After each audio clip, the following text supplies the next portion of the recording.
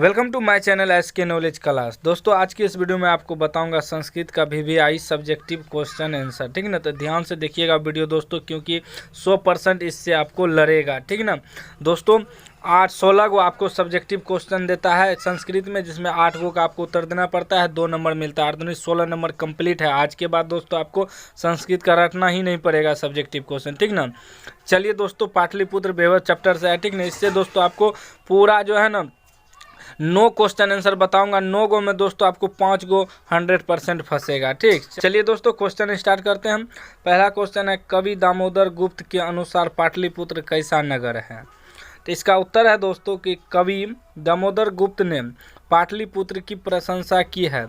उनके अनुसार पाटलिपुत्र पटना महानगर पृथ्वी पर बसे नगरों में श्रेष्ठ है। यहाँ सरस्वती के वंशज यानी विद्वान लोग बसते हैं। कवि ने इस महानगर की तुलना इंद्र की नगरी स्वर्ग से की है।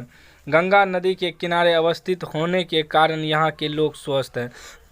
दोस्तों आपको एग्जाम में जो है ना हूबहू नहीं लिखना है, क्योंकि क्वेश्चन पेपर पे लिखा रहता है परीक्षार्थी यथासंभव अपने शब्दों में उत्तर दे। इतना बड़ा क्वेश्चन आंसर में आपको जितना याद रहे लाइन, 2 लाइन 3 लाइन, बस उसको लिख देना, आपको पूरा नंबर मिलेगा। ठीक ना, चलिए आगे देख लीजिए। दूसरा है, चंद्रगुप्त मौर्य तथा सम्राट अशोक के समय पाटलिपुत्र कैसा नगर था?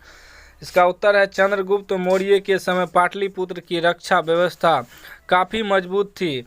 यह सुंदर नगर था। सम्राट अशोक के शासनकाल में इस नगर का वैभव और अधिक समृद्ध हुआ। एक यूनानी राजदूत ने अपनी पुस्तक में इसकी चर्चा की है। उन्होंने लिखा है कि यह नगर दर्शनीय है। ठीक, चलिए नेक्स्ट देख लेते हैं दोस्तों, ध्यान से देखिएगा। अभी तक चैनल को सब्सक्राइब नहीं किया, सब्सक्राइब कर लीजिए और घंटी को दबा कॉल कर लीजिए। वीडियो को लाइक कर दीजिए दोस्तों, और टेलीग्राम चैनल को ज्वाइनिंग कर लीजिएगा, आप लोग को PDF भेज देंगे। ठीक ना। तीसरा क्वेश्चन है, पाटलिपुत्र को शिक्षा का प्राचीन केंद्र क्यों माना जाता है? बहुत चीज़ आपको सीखने को मिलेगा इस क्वेश्चन आंसर से। ठीक, उत्तर है, राजशेखर रचित काव्य मीमांसा काव्य से हमें पाटलिपुत्र के गौरव की जानकारी मिलती है। उन्होंने लिखा है कि पाटलिपुत्र शिक्षा का एक प्राचीन केंद्र था। यहाँ संस्कृत के अनेक विद्वान हुए।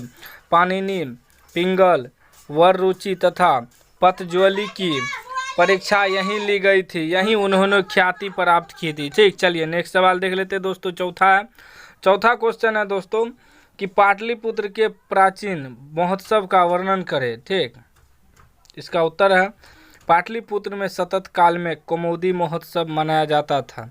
यह उत्सव बड़ी धूमधाम से मनाया जाता था। समस्त नगरवासी आनंद मग्न हो जाते थे। इस समारोह का विशेष प्रचलन गुप्त वंश के शासनकाल में था। आजकल जिस तरह दुर्गा पूजा मनाई जाती है, उसी तरह प्राचीन काल में कौमुदी महोत्सव भी बड़ी धूमधाम से मनाया जाता था। ठीक, इसमें दोस्तों जितना लाइन आपको याद रहे उतने लिख के आना है। ठीक ना, सिर्फ आपको लिख के आना है। ठीक, आपको पूरा नंबर मिलेगा। चलिए 5 नंबर क्वेश्चन है, भगवान बुद्ध ने पटना पाटलिग्राम के बारे में क्या कहा था? इसका उत्तर है, भगवान बुद्ध ने पाटलिग्राम के बारे में कहा था कि यह गांव महानगर होगा, लेकिन यह नगर परस्पर लड़ाई, आग और बाढ़ के भय से सदैव पीड़ित होता रहेगा।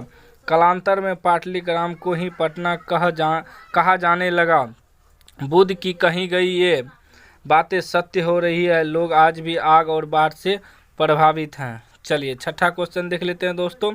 छठा क्वेश्चन है, सिख संप्रदाय के लोगों के लिए पटना क्यों संपूर्ण है? 3 वाक्यों में उत्तर दें।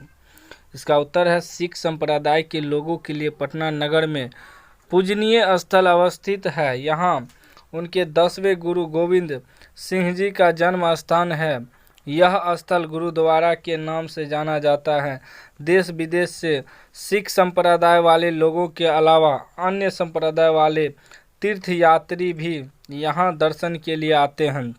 गुरु गोविंद सिंह की जयंती बड़ी धूमधाम से मनाई जाती है। चलिए 7वां क्वेश्चन देख लीजिए दोस्तों।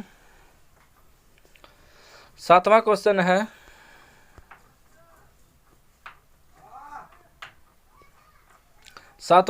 है, लेखक के विचार में प्राचीन काल से आज तक पाटलिपुत्र किस प्रकार का नगर रहा है? तो इसका उत्तर है, लेखक के विचार में पाटलिपुत्र का सभी कालों में अत्यधिक महत्व रहा है।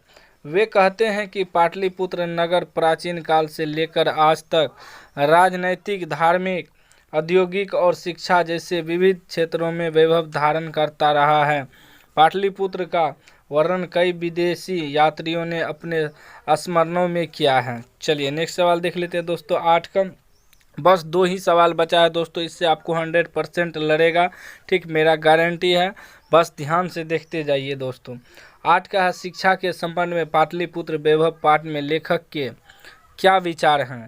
तो इसका उत्तर है, प्रस्तुत पाठ में लेखक ने बताया है कि सरस्वती के वंशज पाटलिपुत्र में रहते थे। राजशेखर कवि के अनुसार पाणिनि, पिंगल, वररुचि आदि महान विद्वानों की परीक्षा यहाँ ली गई थी। इससे ज्ञात होता है कि प्राचीन पाटलिपुत्र शिक्षा का एक महान केंद्र था। उसके बाद दोस्तों लास्ट सवाल है 9 नंबर का, लेखक धार्मिक दृष्टि से पटना के विषय में क्या कहना चाहते हैं? तो इसका उत्तर है, लेखक का कहना है कि पटना प्राचीन काल से ही धार्मिक नगर रहा है। आज भी नगर की पालिका देवी पटन देवी के नाम से पूजी जाती है। सिखों के लिए पूजनीय स्थल, विश्व प्रसिद्ध गुरुद्वारा यहीं अवस्थित है। प्राचीन काल में यहाँ के लोग आनंद मग्न होकर कौमुदी महोत्सव का आयोजन आज के दुर्गा पूजा की भांति करते हैं। दोस्तों मैंने आपको पाटलिपुत्र वैभव चैप्टर से जो बताया है 9 सवाल VVI है दोस्तों, इससे आपको 5 सवाल रहेगा ही रहेगा, ठीक, पूरा कंठस्थ कर लीजिए दोस्तों। अभी तक चैनल को सब्सक्राइब नहीं किया, सब्सक्राइब कर लीजिए और घंटी को दबा के ऑल कर लीजिए।